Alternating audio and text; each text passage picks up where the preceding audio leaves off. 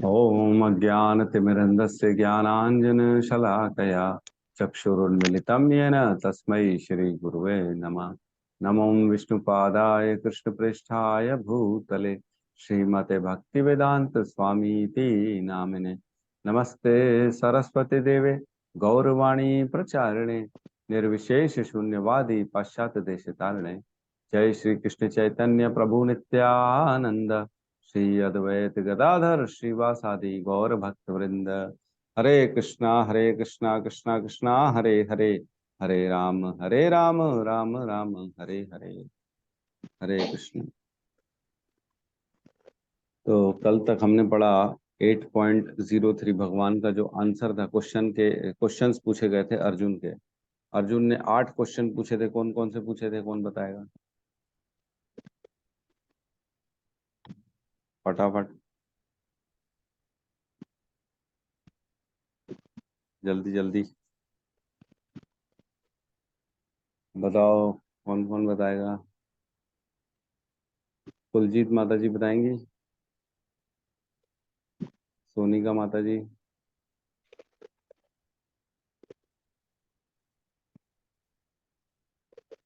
स्वपन प्रभु,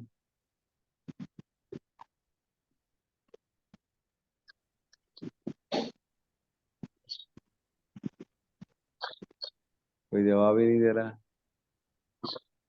सोनिका माता जी बोलिए माता जी।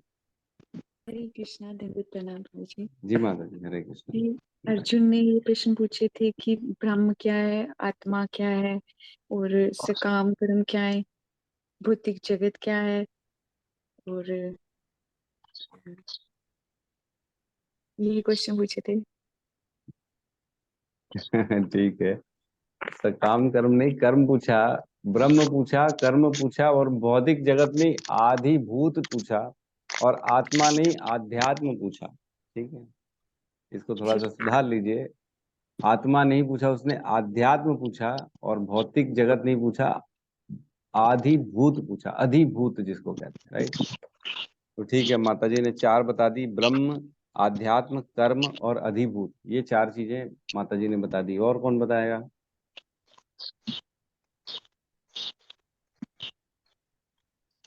प्रभु जी, इसमें यज्ञ के स्वामी कौन है पूछे थे? हाँ, अधियज्ञ पूछा कौन है, राइट। शरीर में कैसे रहते हैं वो, और हाँ मृत्यु के समय में भक्त लोग इसमें भक्ति में लगे रहने वाले आप कैसे जान पाते हैं?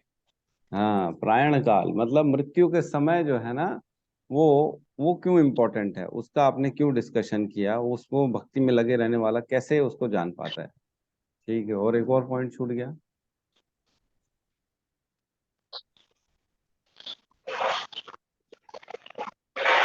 हाँ, एक और चीज छूट गई। माता जी ने बताया ब्रह्म, आध्यात्म, कर्म और आदि यज्ञ बताया माता ने। और आपने बताया जो है ना, यज्ञ नहीं के आदि स्वामी। यज्ञों का स्वामी, और अंत काल प्रायण काल में क्या इंपॉर्टेंस है उसका, और क्या बच गया, एक पॉइंट छूट गया। क्या? देवता।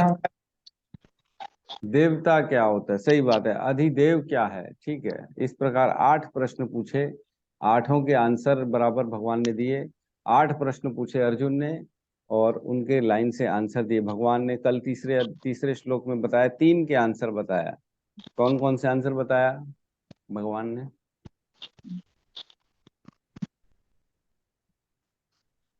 कल हमने पढ़ा ना 8.03, इसमें कौन कौन सा आंसर मिला हमको? ब्रह्म क्या है, आध्यात्मिक क्या है, और यज्ञ। नहीं, यज्ञ कल अपन ने यज्ञ कहाँ पढ़ा? हाँ,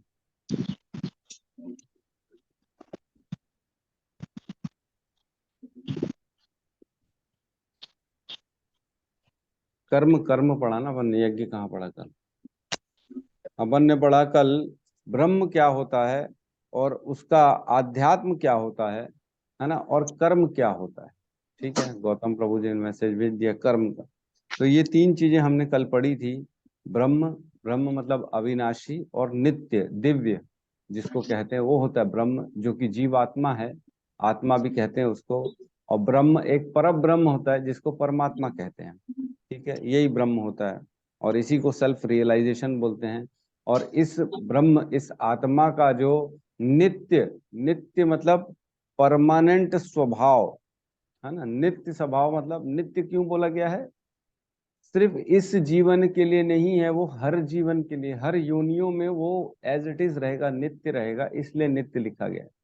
नित्य मतलब ये नहीं कि बचपन से लेके बुढ़ापे तक, नित्य मतलब हर जीवन में, हर योनि में जो आत्मा का स्वभाव रहता है वह आध्यात्म कहलाता है। तो आत्मा का क्या स्वभाव रहता है? तो सर्व कृष्णा, कृष्ण की सेवा करना, कृष्ण के चरणों में अपने आप को निछावर करना ताकि उनका प्रेम प्राप्त हो सके। ठीक है, इसको आध्यात्म कहलाता है। और जो अलग अलग योनियों में हम जाते हैं, 84 लाख योनियों में जिस कारण से जाते हैं, जिसके रिजल्ट से हमको ये सारी भोगनी पड़ती हैं, उसको कर्म कहा जाता है। ठीक है, इसमें कोई डाउट तो नहीं है किसी को? कल हमने अच्छे से पढ़ा था कर्म क्या होता है और कैसे 84 लाख योनियों में भोगना पड़ता है, हर योनि में जाना पड़ता है। एक जो मनुष्य योनि के कर्म है ना, वो इतनी सारी योनियां खड़ी कर देते हैं हमारे लिए। ठीक है, और किस प्रकार जीवन मिलता है, किस प्रकार गर्भधारण होता है, सारा चीज हमने कल पढ़ा था। ठीक है, तो आज प्रवेश करते हैं हम श्लोक क्रमांक 8.04 में, जिसमें भगवान 3 और आंसर दे रहे हैं हमारे, कल 3 और आज 3। ठीक है, मतलब फोर्थ में 3, तीसरे में 3, ऐसा। इसमें बता रहे हैं आदिभूतम शरो भाव पुरुषश्च आदिदेवतम आदि यज्ञो अहम एवात्र देवे देहभृताम वरः। हे देहधारियों में श्रेष्ठ, निरंतर परिवर्तनशील यह भौतिक प्रकृति अधिभूत और भौतिक अभिव्यक्ति कहलाती है। भगवान का विराट रूप जिसमें सूर्य तथा चंद्र जैसे समस्त देवता सम्मिलित हैं अधिदेव कहलाता है तथा प्रत्येक देहधारी के हृदय में परमात्मा स्वरूप स्थित मैं परमेश्वर अधियज्ञ कहलाता हूँ, यज्ञों का स्वामी। तो 3 चीजों का आंसर फिर से भगवान ने दिया, अधिभूत और अधिदेव और अधियज्ञ। ठीक है, सबसे पहले हम अधिभूत को समझने की कोशिश करते हैं कि अधिभूत क्या है। अधिभूत मतलब जो परिवर्तनशील यह भौतिक प्रकृति है वो। तो परिवर्तनशील इस भौतिक प्रकृति में एक तो पदार्थ भी आते हैं जो परिवर्तन हो रहे हैं, पूरा प्रकृति हम देख रहे हैं सामने आसपास, कुछ काल पहले नहीं था, कुछ काल बाद आ जाता है, कुछ काल तक रहता है, कुछ काल के बाद फिर गायब हो जाता है। किसी ने घर बनाया, किसी ने पेड़ लगाया, किसी ने जो है देखा नदी थी सूख गई बाद में। तो ये भौतिक प्रकृति जो होती है ये परिवर्तनशील है। और इसके अलावा एक और चीज परिवर्तनशील है, वो है हमारा शरीर। ये भी अधिभूत के अंदर आता है। अब देखो, शरीर के अंदर आत्मा जो है ना वो अधिभूत नहीं है, लेकिन शरीर जो है ना वो अधिभूत है।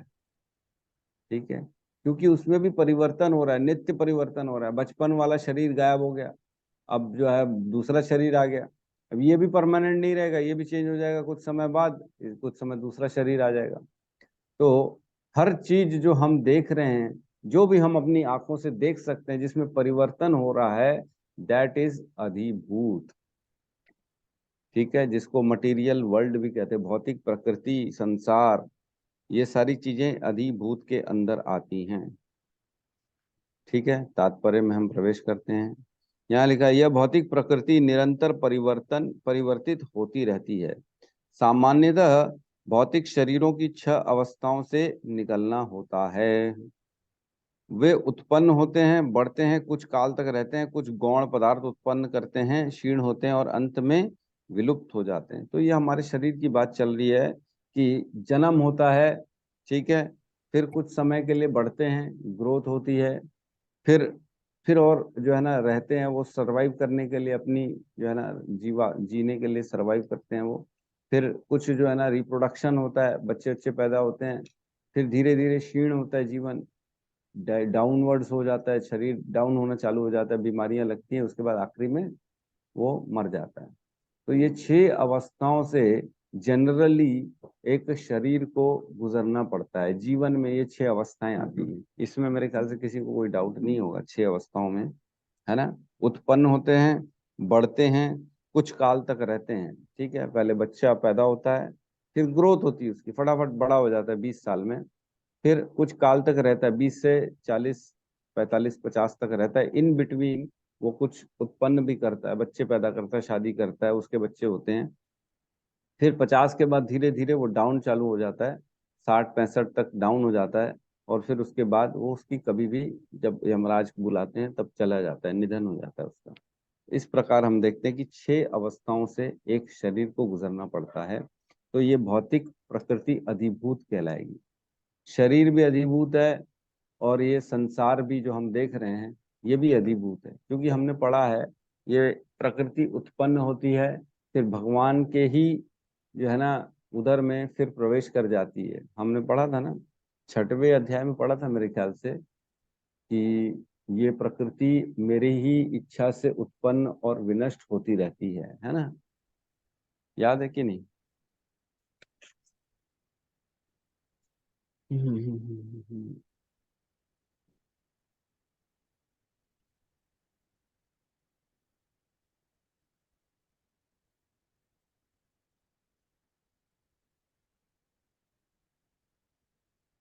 पढ़ना पड़ जाएगा, कौन से श्लोक में लिखा था।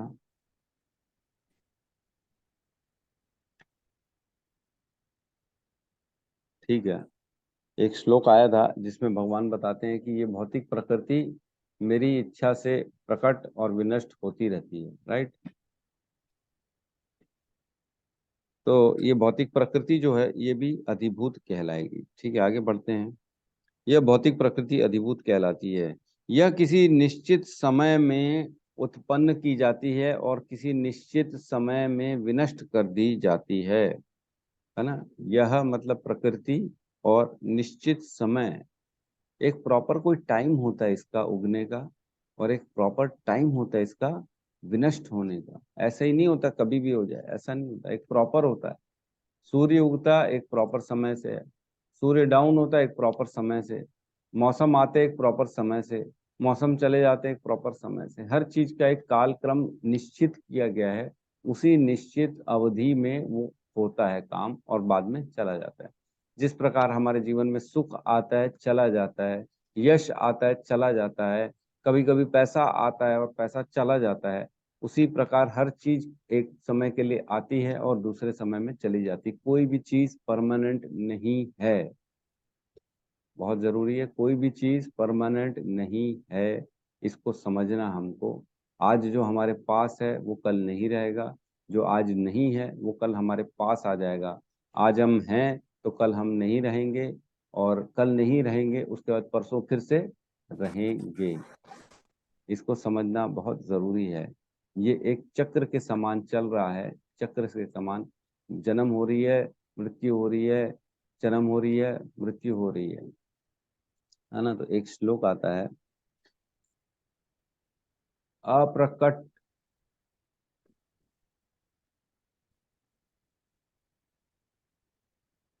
कौन सा श्लोक था, अव्यक्त आदिनि भूतानि व्यक्तम मध्यानि भारत, अव्यक्तम निधनानि एव तत्र का परिवेदना।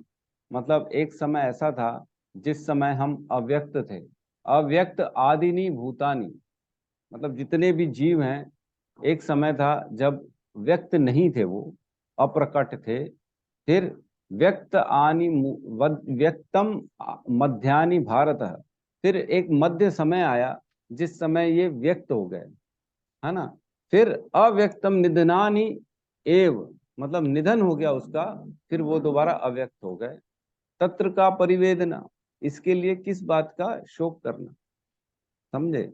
मतलब हमारा जीवन जो था, इसके पहले हम अप्रकट थे, फिर जैसे ही शरीर मिला, जन्म हुआ, तब हम यहाँ पे इस भौतिक संसार में प्रकट हुए कुछ काल के लिए। फिर जैसे ही निधन हुआ तो हम दोबारा अप्रकट हो गए इस संसार से। ठीक है, तो जो अप्रकट था वो प्रकट हुआ, प्रकट होने के बाद फिर अप्रकट हो गया, फिर अप्रकट होने के बाद फिर प्रकट हो जाएगा। तो तत्र का परिवेदना, इसके लिए कोई शोक करने की जरूरत नहीं है। तो जिस प्रकार हम देखते हैं, एक घर, हमारे रोहित प्रभु इंजीनियर हैं, घर बनाते हैं, तो इन्होंने बहुत बार देखा होगा, एक घर बनाया, बड़े शौक से बनाया, नया नया घर बनाया, लेकिन कुछ कालक्रम के बाद जो उसमें लोग रह रहे थे, धीरे धीरे धीरे धीरे उसकी जो है ना, पुराना हुआ घर, 20 साल 25 साल 30 साल बाद वो घर को फिर तोड़ना पड़ जाता। ठीक है, तो चीजें जो थी वही हैं, वही पंच तत्व से, वही मिट्टी से, वही सीमेंट से घर बना, फिर से तोड़ दिया गया, वो अप्रकट हो गया। तो कहाँ गया वो घर? अब अप्रकट हो गया, है ना, वो वापस से धरती में मिल गया। फिर दोबारा नया घर बना गया तो नया घर प्रकट हो गया। तो इसी प्रकार हमारा जीवन है, ये प्रकृति है, ये सारी चीजें प्रकट अप्रकट अप्रकट प्रकट होती रहती है ना। इस प्रकार जो चीजें प्रकट हो रही हैं और अप्रकट हो रही हैं, ये सारी अधिभूत के अंदर आती हैं। ठीक है, परमेश्वर के विराट स्वरूप की धारणा, जिसमें सारे देवता तथा उनके लोक सम्मिलित हैं, अधिदेव कहलाते हैं, है ना। जो हमारे शरीर में एक जो है ना, हमने देखा परमात्मा रहते हैं। ठीक है, और परमेश्वर का एक विराट स्वरूप भी है, जो हम आगे पढ़ेंगे। 11वें अध्याय में जो है ना, भगवान दिखाते हैं इसको।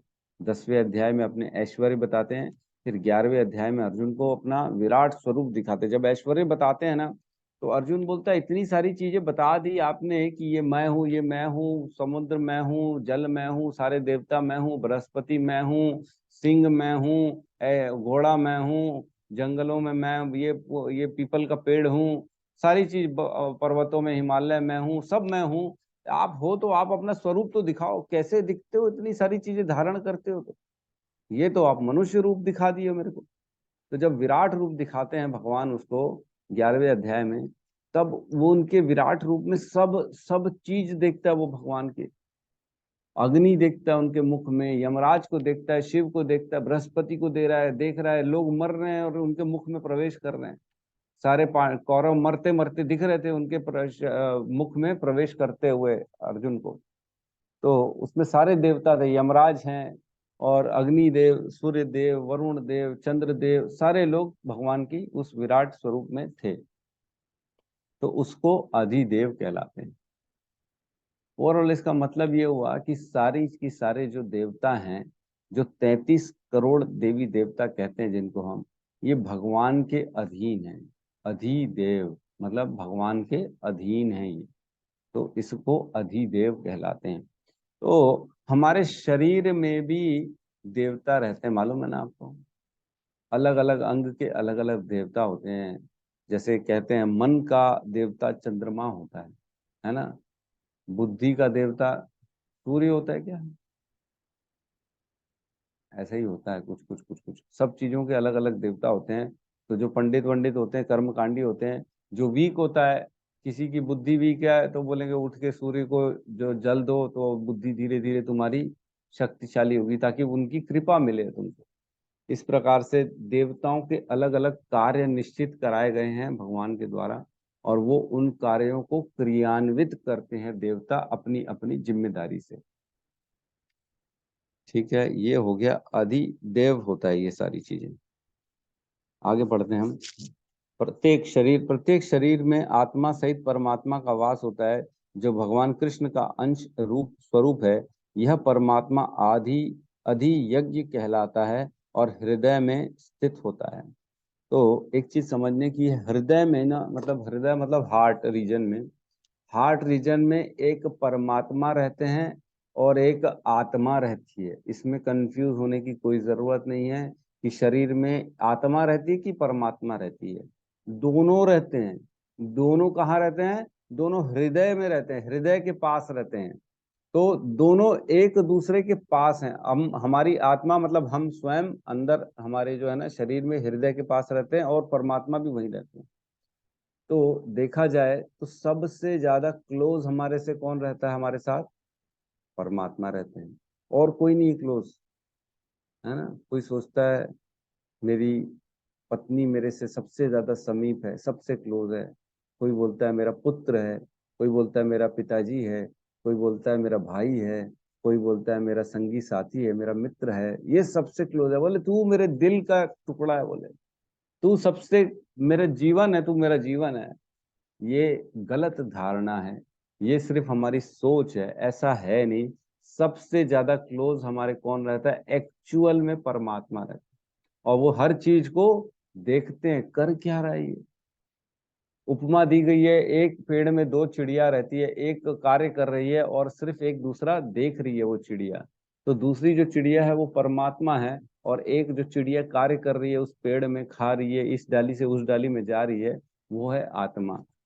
तो वो हर समय परमात्मा हमारे साथ रहते हैं, हर योनि में हमारे साथ रहते हैं। चाहे कुत्ते की योनि मिल जाए, चाहे सुअर की योनि मिल जाए, चाहे देवता की योनि मिल जाए, चाहे असुर की योनि मिल जाए, हर योनि में परमात्मा हमारा साथ नहीं छोड़ते हैं। वो वेट करते हैं कि किस समय ये मेरा जीव अंश मेरी तरफ मुख करेगा, मुझको पुकारेगा, और मैं इसको अपने धाम पे लेके आऊं। वो वेट करते हैं, है ना। तो एक श्लोक आता है 15.17, खोलेंगे।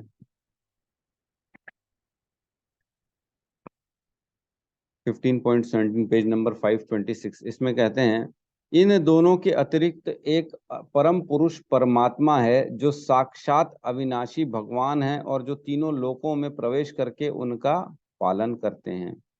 इन दोनों मतलब ऊपर हमने पढ़ा अच्युत अच्युत टाइप की चीजें हैं कि जो खत्म होने वाली है, फिर जो है ना जीव, और एक जो है ना मतलब आध्यात्मिक, और एक भौतिक, जो खत्म होने वाली और एक नहीं खत्म होने वाली। इन दोनों के अलावा एक परमात्मा रहते हैं जीव के अंदर। इसको समझना बहुत इंपॉर्टेंट है ना। और ये हर चीजों का साक्षी है ना।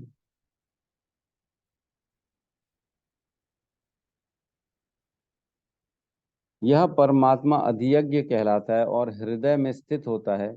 इस श्लोक के प्रसंग में एव शब्द शब्द अत्यंत महत्वपूर्ण है, क्योंकि इसके द्वारा भगवान बल देकर कहते हैं कि परमात्मा उनसे भिन्न नहीं है ना। श्लोक में हमने पढ़ा एव, जो सेकंड योग सेकंड लाइन है, इसमें लिखा है आदि अधियज्ञो अहम एव मात्र, अहम एव अत्र, है ना। अधियज्ञ अहम एव अत्र। एव मतलब सिर्फ मैं, ओनली मी, मैं ही हूं जो परमात्मा के रूप में हर कहीं प्रेजेंट हूँ। ठीक है। क्योंकि इसके द्वारा भगवान बल देकर कहते हैं कि परमात्मा उनसे भिन्न नहीं है। यह परमात्मा प्रत्येक आत्मा के पास असीन है, और आत्मा का कार्य है कि कार्यकलापों का साक्षी तथा आत्मा का विभिन्न चेतनाओं में का उद्गम है। तो हर चीज का साक्षी जो होता है ना, यही होता है। तो इसका एविडेंस 9.18 में मिलता है हमको। 9.18 खोलेंगे, इसमें भगवान कहते हैं, गतिर्भर्ता प्रभु साक्षी निवास शरणम सुहृत प्रभव प्रलय स्थानम निधानम बीजम अव्ययम। मैं ही लक्ष्य, पालन करता, स्वामी, साक्षी, धाम, शरणास्थली तथा अत्यंत प्रिय मित्र हूँ। मैं सृष्टि का प्रलय, सबका आधार, आश्रय तथा अविनाशी बीज भी हूँ। भगवान जब से हमारे हृदय में बैठते हैं, हमारे हर कार्यकलापों के साक्षी, विटनेस हैं वो। ठीक है। और एक और श्लोक आता है 18.61, जिसमें भगवान कहते हैं, ईश्वर सर्वभूतानां, है ना, हृदय देशे अर्जुन तिष्ठति भ्राम्यन सर्वभूतानि यंत्राणुनि मायाया। राइट।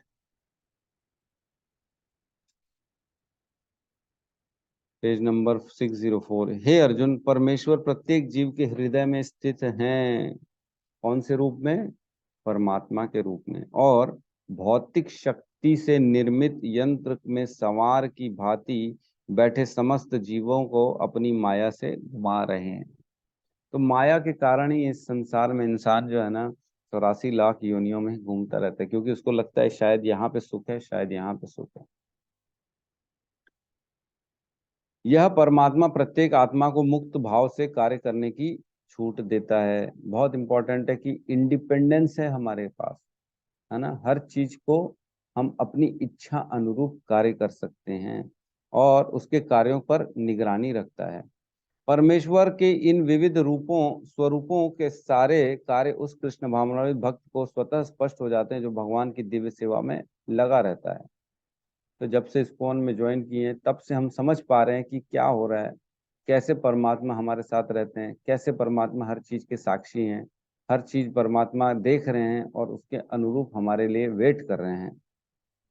ठीक है। आदि देवता दैवत नामक भगवान के विराट स्वरूप का चिंतन उन नव दीक्षितों के लिए है जो भगवान की परमात्मा स्वरूप तक नहीं पहुंच पाते। तो एक श्लोक आता है 11.15, जिसमें जब विराट रूप दिखाते हैं भगवान अपना, तो अर्जुन सारे उनको देवताओं को देखता है उनके शरीर में। ठीक है।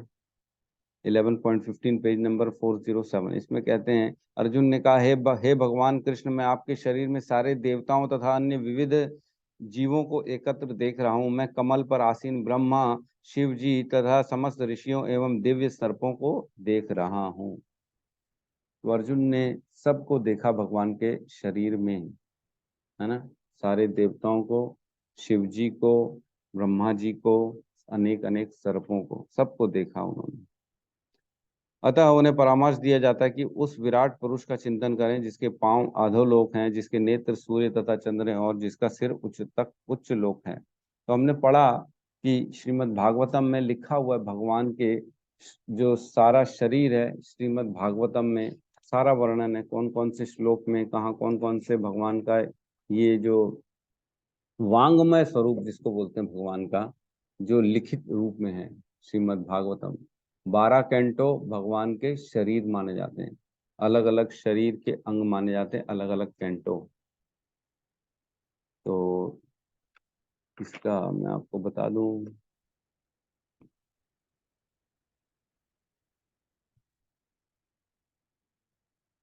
एक मैंने नोट करके रखा था कि भगवान के कौन कौन से कैंटो में क्या क्या माना गया है।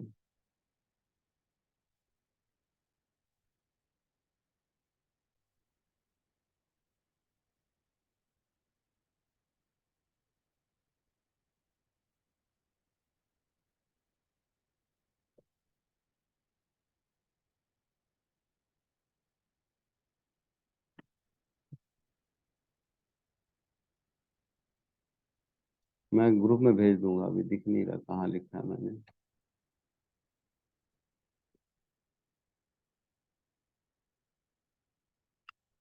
ठीक है, मैं ग्रुप में उसको डाल दूंगा। भगवान के सारे जो है ना वांग्मय शरीर कहते हैं श्रीमद् भागवतम को, जिसमें लिखा बताया गया कि अलग अलग कैंटो भगवान के अलग अलग अंग हैं। उसी प्रकार हमें सब उनका चिंतन करना चाहिए भक्ति के रूप में। हम भगवान को ये मान के चलें कि वो स्वयं हमारे सामने भागवतम के रूप में उपस्थित है। तो सारा कुछ जो भागवतम में है वो भगवान के अंग हैं, उसमें शिक्षाएं मिल रही हैं भगवान हमसे क्या क्या चाहते हैं। तो इसमें हमको एक चीज समझनी है कि जो अक्षर है ना, जो खत्म नहीं होने वाला है, जिसको अक्षर कहते हैं वो आत्मा है। और जो शर है, जो खत्म होने वाला है, उसको शरीर कहते हैं। और ये जो प्रकृति है, इसको अधिभूत कहते हैं, जो बदलता है, निरंतर परिवर्तनशील होता है। तो हमारे को अपने गुरु से, कृष्ण से समझना है। कृष्ण को कैसे पाना है? गुरु के माध्यम से। गुरु जो जो बताएंगे उसको फॉलो करना है और कृष्ण को पाना है ना। तो भगवान का चिंतन करना है। और इतना इजी हमारे को प्रभुपाद ने मेथड बता दिया है भगवान को पाना। देखो इसमें ना एक बहुत इंपॉर्टेंट चीज है, वो समझने की है कि आचार्य कहते हैं जैसे 8 क्वेश्चन पूछे अर्जुन ने, 8 में से अगर आप सिर्फ दो को पा लेते हो ना तो बाकी की जरूरत नहीं पड़ती, बाकी को जानने की भी जरूरत नहीं पड़ती है। सिर्फ दो को जान लेने से बाकी को छोड़ दो, आप कोई जरूरत नहीं ना। मतलब तो कौन कौन से दो हो सकते हैं ये आप अनुमान लगाइए।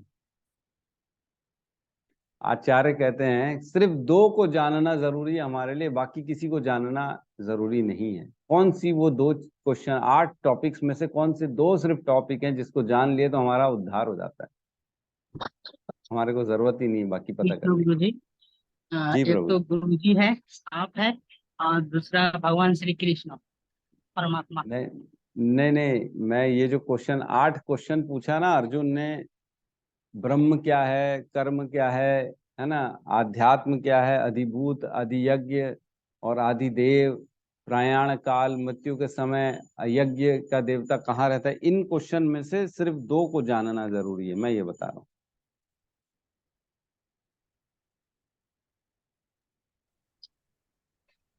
कौन से दो? प्रभु जी एक तो होगा आत्मा क्या है, आत्मा मतलब अध्यात्म। अध्यात्म। अच्छा, और दो गैस करिए ना, आप दो बताइए कौन कौन से आपके हिसाब से।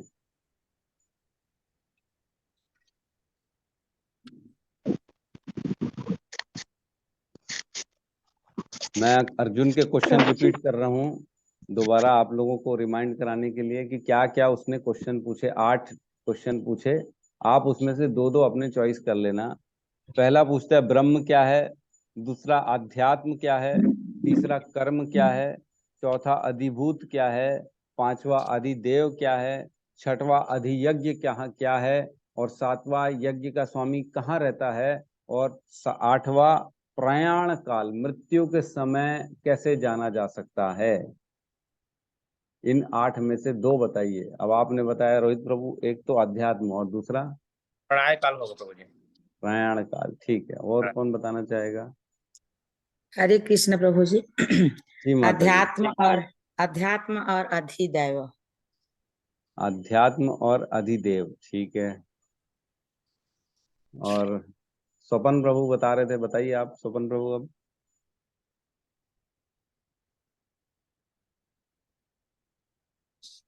सोच विचार चल रहा है क्या? प्रयाण काले में भगवान के नाम हरे कृष्ण महामंत्र जप करना चाहिए। और अरे आध्यात्मिक। ठीक है, अध्यात्म और प्रयाण काल, आपके हिसाब से ये दो पॉइंट जानना बहुत जरूरी है। आत्मा क्या है, सत्यम प्रभु का मैसेज है एक तो, आत्मा क्या है मतलब आध्यात्म, और मृत्यु के समय भक्ति में कैसे लगे रहना है मतलब प्रयाण काल वाला क्वेश्चन। दो टॉपिक जनरली यही आ रही है सबकी। और अनिल प्रभु आप? अब आवाज आ रही प्रभु जी? यस यस, आ रही है। ठीक ठीक। प्रभु जी इसमें मेन जो मुझे ऐसा लगा ना, एक तो है अधियज्ञ को जानना और दूसरा आत्मा को जानना। आत्मा अधियज्ञ मतलब आप आत- अध्यात्म बोल रहे हो कि ब्रह्म बोल रहे हो? ब्रह्म भी आत्मा है और अध्यात्म भी आत्मा का स्वभाव है। आत्मा को किसकी जानना बात? प्रभु जी, और अधियज्ञ जो यज्ञ का जो मेन स्वामी परमेश्वर है, उनको जानना। मतलब ब्रह्म, ब्रह्म को जानना और अधियज्ञ को जानना, है ना? हाँ करेक्ट। है ना, यही। तो रोहित प्रभु आप भी आत्मा जो बोले तो ब्रह्म ही बोला ना आपने भी, तो कि नहीं, मैं अध्यात्म बोला? आध्यात्म बोला प्रभु जी, और प्रलय काल, प्रलय काल। प्राणा काल मतलब अध्यात्म मतलब आत्मा का स्वभाव को जानना, कि उसका बेसिक स्वभाव क्या है, ठीक है। और कौन बताना चाहेगा?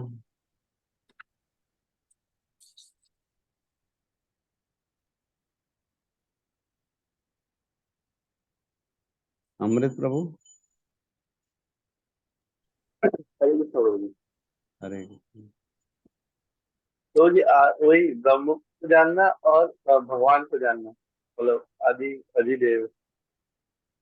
अधिदेव को जानना और ब्रह्म को जानना, ठीक है।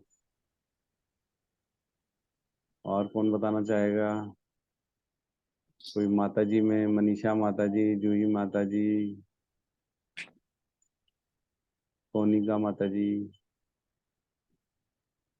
हरे कृष्ण प्रभु जी। प्रभु जी जी मुझे माता जी। लगता है कि एक तो प्रयाण काल का पता होना चाहिए और दूसरा ब्रह्म के बारे में। ब्रह्म के बारे में, राइट, ठीक है। ब्रह्म और हरे प्रयाण कृष्णा काल। प्रभु जी। जी माता जी, हरे कृष्णा। प्रभु जी अध्यात्म और प्रयाण काल। आध्यात्म और प्रयाण काल, ठीक है। और कोई गैस करना चाहेगा?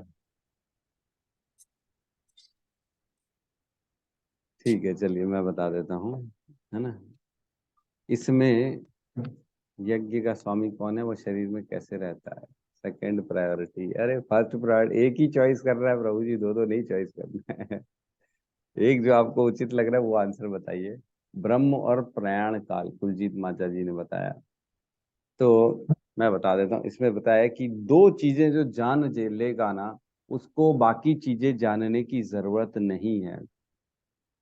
एक है ब्रह्म को जानना, है ना।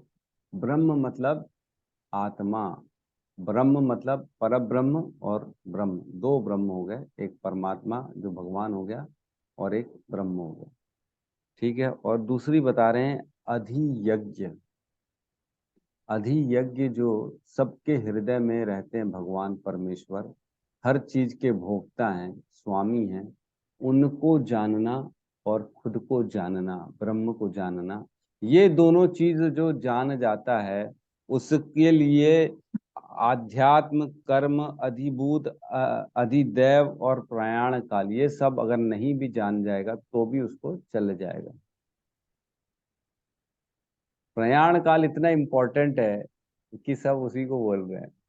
अच्छा, एक और क्वेश्चन पूछता हूं मैं। सपोज करो मृत्यु के समय भगवान को याद करना, वो अभी आगे आएगा वैसे ये सारे इंपॉर्टेंट डिस्कशंस, या चलो नेक्स्ट श्लोक में पूछेंगे वो वाला क्वेश्चन। अभी आपने ये, तो इस प्रकार हम ये दो चीजों को जान जाएंगे तो बाकी चीजों को जानने की जरूरत नहीं है, ठीक है। अगले श्लोक में प्रवेश करते हैं हम। बहुत बहुत बहुत इंपॉर्टेंट है नेक्स्ट श्लोक, सबको याद करना है ये वाला श्लोक। अब भगवान ने देखो 6 चीजों का आंसर दे दिया अर्जुन को। तीसरे श्लोक में 3 बताया, चौथे श्लोक में 3 बताया, अब बच गए 2, है ना। मतलब तीसरे और चौथे में मिला के इन्होंने 7 बता दिए, अब बच गया एक ही, प्रयाण काल वाला ही बच गया। बाकी आधी यज्ञ भी बता दिया और यज्ञ का स्वामी कैसे रहते शरीर में सब बता दिया हमने। अब लास्ट बच गए प्रयाण काल। इसमें काफी लंबा खींचेंगे इसको हम, है ना, मतलब भगवान खींचेंगे, हम नहीं खींचेंगे।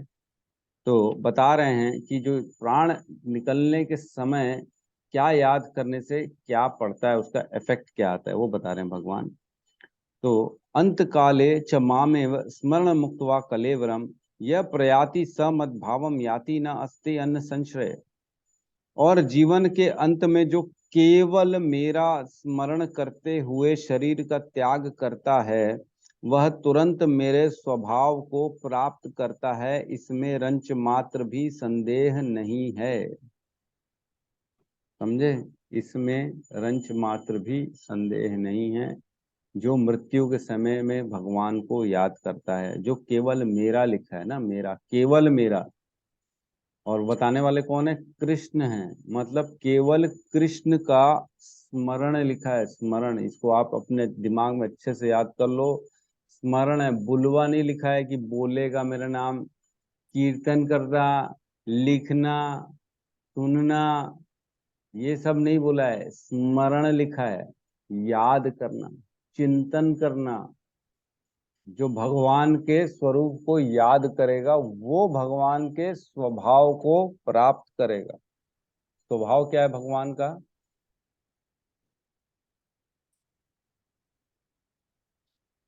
सत चित आनंद है भगवान का स्वभाव, है ना। क्या है, सत चित और आनंद।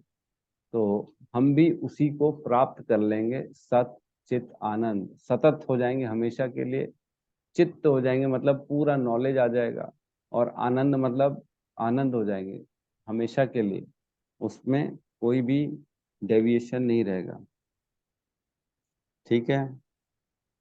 केवल मेरा स्मरण लिखा है, बहुत इंपॉर्टेंट है स्मरण, है ना, इसको आप ध्यान में रखिएगा। तात्पर्य में प्रवेश करते हैं। इस श्लोक में कृष्ण भावामृत की महत्ता दर्शित दर्शित की गई है।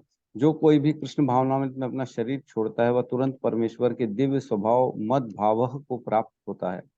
परमेश्वर शुद्ध शुद्ध अति शुद्ध हैं, अतः जो व्यक्ति कृष्ण भावनामृत होता है वह भी शुद्ध अति शुद्ध होता है।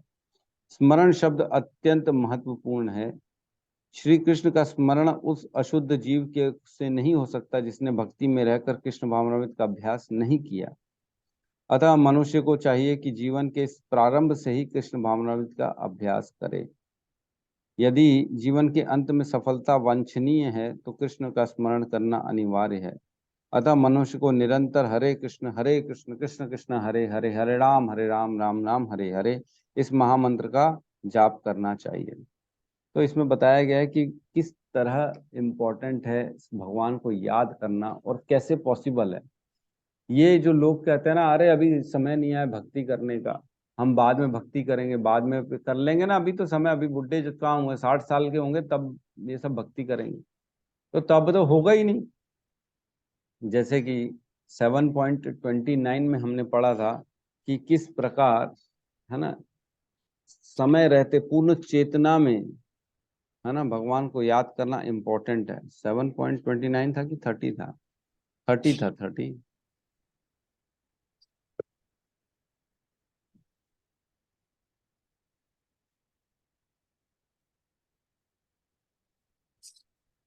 सेवन पॉइंट 30 में था कि वो अपनी मृत्यु के समय भी मुझ भगवान को जान और समझ सकता है। कौन समझ सकता है? जब पूर्ण चेतना में रहकर उसने मेरा स्मरण और सारी चीजों को समझा होगा, तो वो मुझको अंत काल में भी जान सकता है। ठीक है, तो जब तक पूर्ण चेतना में रह के भगवान की हम मंत्र ये यज्ञ नहीं करेंगे, भगवान का जो है महामंत्र जिस प्रकार धीरे धीरे धीरे धीरे हमारे चित्त को ये साफ करते जाता है, ये बहुत इम्पोर्टेंट है। इसको बार बार करना, क्योंकि हमारा ये जो मिशन है ये चैतन्य महाप्रभु का मिशन है। चैतन्य महाप्रभु ने कहा है, चेतो दर्पण मार्जनम भव महादावा अग्नि निर्वापणम श्रेयस कैरव चंद्रिका वितरणम विद्यावधु जीवनम आनंदम बुद्धि वर्धनम प्रतिपदम पूर्ण अमृत स्वादनम सर्वात्मा स्थापनम परम विजयत श्री कृष्ण संकीर्तनम। चित्त रूपी दर्पण को स्वच्छ करने वाला, भव रूपी महान दाव अग्नि को शांत करने वाला, चंद्र किरणों के समान श्रेष्ठ विद्या रूपी वधु के जीवन स्वरूप आनंद सागर में वृद्धि करने वाला, प्रत्येक शब्द में पूर्ण अमृत के समान सरस, है ना, सभी को पवित्र करने वाला श्री कृष्ण संकीर्तन की जय हो। कितना कुछ कह दिया एक महामंत्र के लिए भगवान चैतन्य महाप्रभु ने, कि एक जो महामंत्र है वो कितना कितना कुछ देने वाला है। आपका चित्त रूपी दर्पण पूरा साफ कर देगा, चेतो दर्पण मार्जनम हो जाएगा। इस महान महादावा अग्नि से निर्वापणम, इससे निकालने वाला है आपको, है ना। और कैरव चंद्रिका वितरणम, मतलब चंद्र के समान आपको अमृत शीतलता प्रदान करने वाला है। विद्यावधु जीवनम, मतलब इसमें पूरी विद्या, आपको ज्ञान आना चालू हो जाएगा आपके जीवन में। आनंदम बुद्धिवर्धनम, आपके हर पग पग पे आनंद मिलना चालू हो जाएगा, हर समय हर काल में आनंद की प्राप्ति हो जाएगी। और पूर्ण अमृत स्वादनम, अमृत के समान है। अमृत मतलब जो आजीवन रहे, जो अमृत, मृत ना हो कभी भी, वो है अमृत। अमृत के समान है ये मंत्र। इसको बार बार जप करने से कभी भी मृत्यु नहीं हुई। समझ में आ रहे हैं? खाली इसको करने से, महामंत्र को करने से अमृत मिल जाता है, आदमी का मृत्यु नहीं होती है। ऐसा है ये श्री कृष्ण का महामंत्र। ठीक है, तो सिर्फ इसको करने से धीरे धीरे हमारा चित्त साफ हो जाएगा और हम उस कैपेबल बनेंगे कि हमको अंत काल में, मृत्यु के समय में हमको भगवान का चिंतन हो सकेगा, जो कि बहुत इंपॉर्टेंट है। भगवान चैतन्य ने उपदेश दिया है कि मनुष्य को वृक्ष के समान सहिष्णु होना चाहिए, तरोर अपि सहिष्णुना। हरे कृष्ण कृष्ण कृष्ण हरे हरे, हरे राम राम राम हरे हरे का जाप करने वाले व्यक्ति को अनेक व्यवधानों का सामना करना पड़ सकता है, तो भी इस महामंत्र का जाप करते रहना चाहिए, जिससे जीवन के अंत समय कृष्ण भावनामृत का पूरा पूरा लाभ प्राप्त हो सके। तो अपने रोल करते करते, ऐसा नहीं है कि हमको हमारे जीवन में जो हम कार्य कर रहे हैं, स्वभाव स्वकर्म स्वधर्म जो है हमारा, उसको छोड़ देना नहीं है। हमको अपना वर्णाश्रम धर्म पूरा करते करते इसको साथ में लेते चलना है, भगवान की भक्ति को, कीर्तन को। तब जाके हम उस काबिल बनेंगे कि अंत समय में हम भगवान का स्मरण कर सकें। तो कोई हॉस्पिटल में रहता है, वेंटिलेटर में रहता है, किसी का कफ वित्तपात जो है वो सब अवरुद्ध कर देता है कंठ को, बोल नहीं सकता। तो जरूरी नहीं है बोलना, सिर्फ और सिर्फ याद करना जरूरी। इसलिए कहते हैं जिस समय किसी का प्राण निकलने वाला होता है ना, उस समय अगर हम जाके उसको हरे कृष्ण महामंत्र का जप सुनाएं, है ना, हम उसको खाली बोलते रहें और उसके स्मरण में वो आ जाए ना, तो इससे बड़ा श्रेष्ठ कार्य कुछ नहीं। ये बहुत बड़ा कार्य है। हमने भगवान के एक अंश को उनसे मिलाने का काम किया। हमने उनको दोबारा याद दिलाया कि तुमको भगवान के अंश हो, तुम इसको ध्यान करो और दोबारा भगवान के पास जाओ। तो अगर ऐसा कहीं पे भी समय आए, ऐसा दिखे, तो अंत काल में जरूर किसी के भी हो, आप उनके सामने ये महामंत्र का जरूर कोशिश करें कि उनको गाएं, ताकि उनको सुनाई दे भगवान का नाम और वो अपने भगवत धाम को जा सकें। ठीक है, किसी का कोई डाउट है, कोई क्वेश्चन है?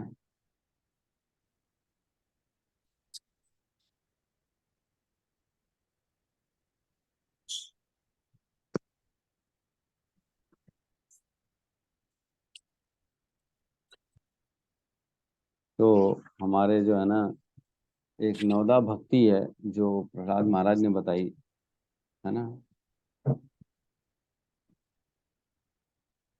इसमें श्रवणम कीर्तनम स्मरणम पाद सेवनम, ये सारी इंपॉर्टेंट है। इसमें सबसे पहले आता है श्रवणम, फिर कीर्तन, फिर स्मरणम, है ना।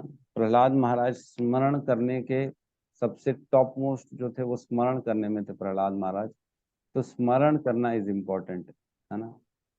जब सुनेंगे पहले श्रवण करेंगे, फिर बोलेंगे, फिर स्मरण करेंगे। ये तीनों चीजें बहुत इंपॉर्टेंट है, बेसिक चीजें हैं नवदा भक्ति की। और आगे कहते हैं पाद सेवनम अर्चनम वंदनम दास्यम साख्यम आत्मनिवेदनम। ये सारी जो है ना, ये इनमें से कोई भी चीज को, किसी भी एक को आप पकड़ के भगवान की भक्ति कर सकते हैं, लेकिन स्मरण करना अंत काल में बहुत इंपॉर्टेंट है। तो एक क्वेश्चन मैं पूछ रहा हूँ सबसे कि जैसे कहते हैं अंत काल में स्मरण करना इम्पोर्टेंट है, तो अगर कोई बंदा अपना सुसाइड कर ले, ऐसा हरे कृष्ण कृष्ण कृष्ण हरे हरे, हरे राम राम राम हरे हरे करते हुए अपने आप को गोली मार, तो उसकी क्या गति होगी?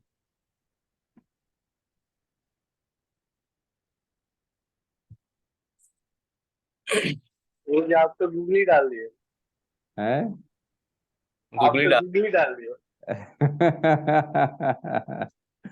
हाँ, तो अब आपको सोचना है, कल तक बताना है जवाब कि क्या होगा ऐसी स्थिति में, क्योंकि अंत काल में स्मरण करना जरूरी है। तो किसी को मालूम है तो बोलेगा मैं क्यों इतनी तकलीफ लूं, मेरे को मालूम है भगवान को याद करते करते अगर मेरा प्राण निकल जाएगा तो मैं सीधा भगवत धाम जाऊंगा।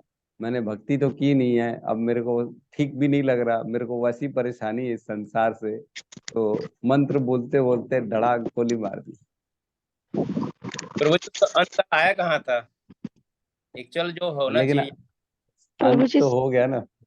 प्रभु जी सजा तो मिलनी है ना भगवान को। भगवान जो है सजा तो देंगे ही ना, उनका शरीर दिया हुआ है, उसको उस पर हम अपना कब्जा गलत काम कर रहे तो सजा तो उस हाल में भी मिलेगा प्रभु जी, भले भगवान का नाम लेके जाओ अच्छा, गोली मतलब मारे। क्या गति होगी, भगवत धाम नहीं मिलेगा? कैसे मिलेगा प्रभु जी? आपका घर है, मैं तोड़ फोड़ के करूंगी तो आपको गुस्सा नहीं आएगा? भाड़े में रहूंगी तो। नहीं तो लेकिन ये बात फिर गलत हो जाएगी ना। भगवान तो बोले अंत काले च मामे स्मरण मुक्त कलेवरम, अंत काल में जो मेरा स्मरण करते करते शरीर छोड़ता है वो स्वभाव मेरे मेरे धाम को ही आता है। ये श्लोक फिर क्या गलत है क्या? फिर तो बढ़िया उपाय है प्रभु जी। अगर ऐसे भक्ति मिले तो फिर बहुत बढ़िया उपाय है, टेंशन ही नहीं। हरे कृष्ण प्रभु जी। जी प्रभु जी, अपने हरे कृष्ण। अपने जीवन में हम जो भी करते हैं उसकी परीक्षा मृत्यु के समय होती है। हम जैसे महामंत्र का जॉब करते हैं तो बिल्कुल हम भगवत धाम जाए। मतलब आपका कहना है अगर जब करते करते किसी ने सुसाइड कर लिया तो भगत धाम जाएगा वो। बिल्कुल। प्रभु जी मैं आज ही बंदूक खरीद के लाऊंगा प्रभु जी। आंसर तो सुन लो पहले। ये भी गलत है। हरे कृष्ण प्रभु जी। प्रभु जी जी पहली प्रभु। बात तो जप करने वाला सुसाइड नहीं करेगा। जी नहीं, ठीक जब बोल। करने वाला सुसाइड नहीं करेगा, लेकिन सुसाइड करने वाला जब करते करते सुसाइड कर सकता है। सुसाइड करने वाला जप ही नहीं करेगा ना प्रभु जी। क्यों? किसी ने मित्र है हमारे जैसा, उसने बोल दिया है अरे आज तो मैं सुसाइड करूंगा, मैं परेशान हो गया हूँ। अच्छा भाई, एक हाथ जोड़ की तरफ से विनती है, सुसाइड करते करते ये महामंत्र बोल लेना बस। अच्छा ठीक है, चल तू मेरा यार है, तेरे लिए इतना कर लूंगा मैं। गुरु जी उस समय भूल जाएंगे कि महामंत्र जैसे हम गलत तरीके से मर रहे। क्या बोले भूल प्रभु जी? जाएंगे हम जैसे गलत तरीके से सुसाइड कर रहे हैं तो उस समय मर जाएंगे, मतलब याद ही नहीं आएगा भगवान के नाम। भगवान का नाम याद नहीं आएगा? जी जैसे गलत प्रभु तरीके जी से मेरा एक सुसाइड। क्वेश्चन था। प्रभु जी हाँ मेरा एक हाँ बोलो। क्वेश्चन था। वो सुसाइड करेगा तो उसका तो ध्यान तो पूरा सुसाइड की तरफ रहेगा। मंत्र पे तो सिर्फ वर्ड उनके जबान से तो निकलेगा लेकिन ध्यान तो उसका सुसाइड की तरफ रहेगा। हाँ, कुछ हद तक सही है ये, कुछ हद तक सही है ये। इन्होंने पूर्ण रूप से तो सही नहीं कहा, लेकिन कुछ हद तक सही आंसर है कि उसका एक्चुअल में। तो मैं ये आंसर बता दूंगा तो बचेगा क्या? आप लोग सोचिए और अच्छे से। हरे कृष्ण प्रभु जी। हाँ प्रभु जी। प्रभु जी मुझे ऐसा लगता है जैसे कि दान 3 प्रकार के होता है ना, जैसे कि सात्विक दान हो गया, रजोगुणी दान हो गया, तमोगुणी दान हो गया। तो ये जैसे सुसाइड कर रहे हैं और भगवान कृष्ण का नाम ले रहे हैं ना, तो कहीं ना कहीं उसमें प्योरिटी नहीं है, मतलब शुद्धता नहीं है, मतलब वो त्रुटिपूर्ण ढंग से वो ये सब कर रहा है। मतलब मर तो रहा है लेकिन भगवान का नाम ले रहा है, लेकिन वो उसकी जो चेतना है पूर्ण शुद्ध नहीं है। तो मुझे नहीं लगता कि ऐसे में उसको मतलब भगवान के धाम प्राप्त होगा। उसका कारण ये है कि वो तो सुसाइड कर रहे हैं, लेकिन स्टार्टिंग से उसने कृष्ण की भक्ति नहीं की थी। और वो देखा देखी अगर बोला है कि मैं सुसाइड करूंगा तो मतलब अंतकाल में भगवान का नाम लूंगा तो मुझे भगवान का धाम प्राप्त होगा। तो कहीं ना कहीं उसकी जो चेतना है ना वो मतलब त्रुटिपूर्ण है, मतलब उसमें शुद्धता नहीं है। अच्छा चलो, मतलब मैं ना वो शरणागत इसमें नहीं है। आपने एक पॉइंट सही बोला कि चेतना उसकी सही नहीं है, ये सही कहा आपने, एकदम सही कहा। बाकी ये ठीक नहीं है कि पहले से भक्ति नहीं कर रहा है और बाद में आखिरी में भक्ति कर रहा है तो उसको नहीं मिलेगा, ऐसा नहीं है। तो एक कथा आती है, एक बार क्या हुआ, एक व्यक्ति था, वो ना अपने आदमी को बोलता है, नौकर को बोलता है, पता नहीं उसका क्या हुआ, चेतना में बहुत ज्यादा डिस्टर्ब था वो, घर से परेशान, व्यापार से परेशान, डिस्टर्ब था वो बोला अपने नौकर को, बोले यार अब मैं जो है ना वीडियो में सुना हूँ इस्कॉन वाले बोलते हैं मंत्र करना चाहिए, महामंत्र करना चाहिए, एक काम कर, जा मेरे लिए माला ले आ, मैं आज ही से महामंत्र बोलूंगा, हरे कृष्ण कृष्ण कृष्ण हरे हरे, हरे राम राम राम हरे हरे। इस महामंत्र की चैंटिंग आज ही से चालू करूंगा, जा मेरे लिए माला ले आ।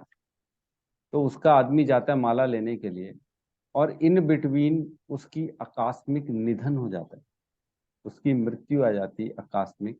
इन बिटवीन उसने माला स्टार्ट भी नहीं की, उसने सिर्फ भेजा आदमी को, और उसने सोचा, उसने संकल्प लिया कि आज से मैं महामंत्र की चैंटिंग चालू करूंगा, और इतने में ही उसको भगवत धाम की प्राप्ति हो गई।